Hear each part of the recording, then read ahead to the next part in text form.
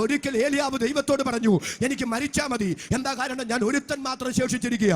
ദൈവം പറഞ്ഞു, നീ ഒരുത്തനല്ല, 7000 പേര് പാലിന് മുട്ടുകുത്താതെ, അവന് ചുംബനം ചെയ്യാതെ ഞാൻ എനിക്കായി ശേഷിപ്പിച്ചിട്ടുണ്ട്.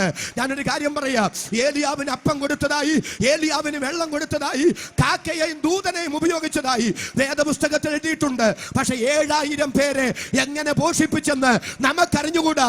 പക്ഷെ അവര് പട്ടിണി കിടന്ന് മരിച്ചിട്ടില്ല. ആ 7000-ൽ 100 എണ്ണത്തെ ഓബദ്യാവിനെ കൊണ്ട് ദൈവം പുലർത്തി. 6900-യും എന്റെ ദൈവം പുലർത്തിയിട്ടുണ്ട്.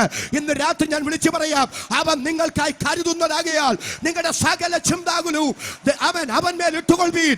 ബാലിന് മുടങ്ങാത്ത മുട്ടും അവനെ ചുംബിക്കാത്ത ചുംബനം ചൊടിയാത്ത ചുണ്ടുമാണ് നിനക്കുള്ളതെങ്കിൽ, നീ വിശ്വസ്തയോടെ ദൈവത്തെ സേവിച്ചാൽ, നീ പരമാർത്ഥതയോടെ ദൈവത്തെ സേവിച്ചാൽ, നീ വഴിയാധാരമാകാൻ എന്റെ ദൈവം അനുവദിക്കില്ല.